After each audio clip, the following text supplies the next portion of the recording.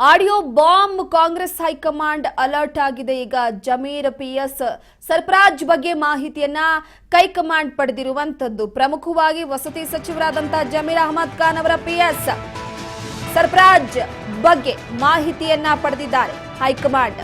ರಹಸ್ಯವಾಗಿ ಮಾಹಿತಿಯನ್ನ ಪಡೆದುಕೊಂಡಿರುವಂತದ್ದು ಕಾಂಗ್ರೆಸ್ ಉಸ್ತುವಾರಿ ಸುರ್ಜೇವಾಲಾ ಅವರು.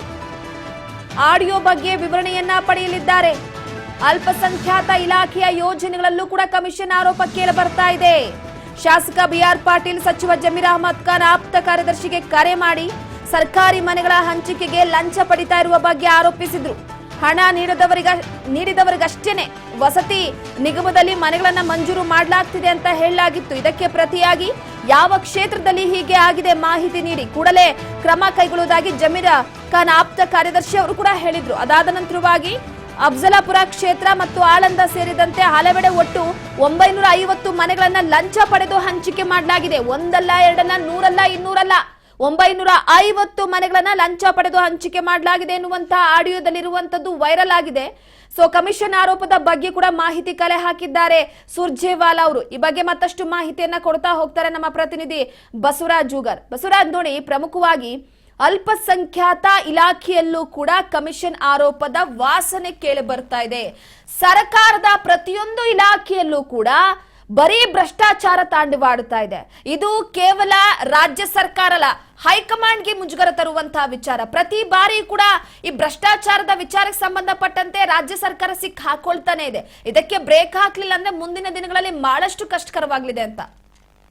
ಖಂಡಿತ ರೂಪ. ಯಾಕಂತಂದ್ರೆ ಕಾಂಗ್ರೆಸ್ ಸರ್ಕಾರ ಬರುವಂತ ನಿಟ್ಟಿನಲ್ಲಿ ಚುನಾವಣಾ ಪೂರ್ವ ಒಂದು ಹಲವಾರು ಪ್ರಚಾರದ ಸಭೆ ಕಾರ್ಯಕ್ರಮಗಳಲ್ಲಿ ಕಾಂಗ್ರೆಸ್ ಪಕ್ಷದ ನಾಯಕರು ಹೇಳ್ಕೊಂಡು ಬಂದಿರತಕ್ಕಂಥದ್ದು 40% ಅಂತಕ್ಕಂಥ ಆರೋಪವನ್ನ ಆಗಿದ್ದ ಬಿಜೆಪಿಯ ಸರ್ಕಾರ ವಿರುದ್ಧ ಆರೋಪವನ್ನ ಮಾಡಿ ನಾವು ಈ ಕಮಿಷನ್ ಅಂತಕ್ಕಂಥದ್ದು ಭ್ರಷ್ಟಾಚಾರ ಅನ್ನುವಂಥದ್ದನ್ನ ಒಂದು ಅದನ್ನ ಒಂದು ಭ್ರಷ್ಟಾಚಾರನ ಮಟ್ಟ ಹಾಕುವುದಕ್ಕಾಗಿ ನಾವು ಒಂದು ಅಧಿಕಾರಕ್ಕೆ ಬರಬೇಕು, ನಮ್ಮನ್ನ ಅಧಿಕಾರಕ್ಕೆ ತನ್ನಿ ಅನ್ನುವಂತ ಘೋಷಣಾ ವಾಕ್ಯದೊಂದಿಗೆ ಅಧಿಕಾರವನ್ನು ಕೂಡ ರಾಜ್ಯದ ಅಧಿಕಾರದ ಚುಕ್ಕಾನ ಹಿಡಿದಿರ್ತಕ್ಕಂಥ. ಆದ್ರೆ ಈಗ ಅವರ ಸರ್ಕಾರ ಇರುವಂತಹ ಸಂದರ್ಭದಲ್ಲಿ ಹಲವಾರು ಆರೋಪಗಳು, ಭ್ರಷ್ಟಾಚಾರ ಆರೋಪ ಕೇಳಿ ಬಂದಂತಹ ರೀತಿಯಲ್ಲಿ ಇದು ನಿಜಕ್ಕೂ ಕೂಡ ಕಾಂಗ್ರೆಸ್ ಪಕ್ಷದ ಒಂದಿಷ್ಟು ನಾಯಕರಿಗೆ ಮತ್ತೆ ಅವರ ಪಕ್ಷ ಸಂಘಟನೆಗೂ ಕೂಡ ಹೊಡೆತ ಬೀಳುವಂತದ್ದು, ಮುಂಬರ್ತಕ್ಕಂಥ ಚುನಾವಣೆಗಳಿಗೂ ಕೂಡ ಇದು ಎಫೆಕ್ಟ್ ಆಗುವಂತಹ ಸಾಧ್ಯತೆ ಇರುವಂತದ್ದು. ಯಾಕಂತಂದ್ರೆ ಒಂದು ವಾಲ್ಮೀಕಿ ಹಗರಣ ಕೂಡ ದೊಡ್ಡ ಮಟ್ಟಿಗೆ ಚರ್ಚೆಗೂ ಕೂಡ ಗ್ರಾಸ ಆಗಿತ್ತು. ವಿಪಕ್ಷಗಳು ಹೋರಾಟ ಕೂಡ ಮಾಡಿದ್ರು, ಪಾದಯಾತ್ರೆ ಕೂಡ ಮಾಡಿದ್ರು.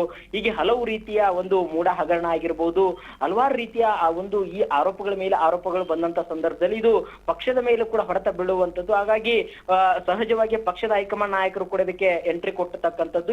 ಇದೀಗ ಏನು BR ಪಾಟೀಲ್ ಮಾಡಿರ್ತಕ್ಕಂಥ ಆರೋಪ ಏನಿದೆ, ಈ ಆರೋಪಕ್ಕೆ ಸಂಬಂಧಪಟ್ಟಂತೆ ಕೂಡ ಸಚಿವ ಜಮೀರ್ ಅಹಮದ್ ಖಾನ್ ಅವರ ಆಪ್ತ ಕಾರ್ಯದರ್ಶಿಯನ್ನು ಕೂಡ ಖುದ್ದಾಗಿ ಹೈಕಮಾಂಡ್ ನಾಯಕರೇ ಏನೆಲ್ಲ ನಡೆದಿದೆ ಆರೋಪಗಳ ಸಂಬಂಧಪಟ್ಟಂತ ವಿಚಾರವಾಗಿ ಒಂದು ವಸತಿ ಒಂದು ನಿಗಮದಲ್ಲಿಯೂ ಕೂಡ ಯಾರು ಹಣವನ್ನ ಕೊಡ್ತಾರೆ ಅವರಿಗೆ ಮಾತ್ರ ಅವರಿಗೆ ಯೋಜನೆಯನ್ನ ಸಫಲತೆಯನ್ನು ಕೊಡುವಂತಹ ನಿಟ್ಟಿನಲ್ಲಿ ಮನೆಗಳನ್ನ ಒಂದು ನಿರ್ಮಾಣ ಮಾಡುವಂಥದ್ದು, ಅದಕ್ಕೆ ಹಣವನ್ನ ಬಿಡುಗಡೆ ಮಾಡುವಂಥದ್ದು, ಈ ರೀತಿಯಾಗಿರ್ತಕ್ಕಂಥ ಆರೋಪ ಬಂದಂತ ಸಂದರ್ಭದಲ್ಲಿ ಅವುಗಳ ವಿವರಣೆ ಕೊಡಬೇಕು ಅನ್ನುವಂತಹ ನಿಟ್ಟಿನಲ್ಲಿ ಕೂಡ ಸಂಪೂರ್ಣವಾಗಿರುವಂತಹ ವಿವರಣೆಯನ್ನ ಕಾಂಗ್ರೆಸ್ ಪಕ್ಷದ ಹೈಕಮಾಂಡ್ ನಾಯಕರು ಕೂಡ ಈ ಬಗ್ಗೆ ಗಮನ ಹರಿಸಿದ್ದಾರೆ ಅನ್ನುವಂಥದ್ದು ಕೂಡ ಈಗ ಸದ್ಯಕ್ಕೆ ಮಾಹಿತಿ ಸಿಗ್ತಾ ಇದೆ.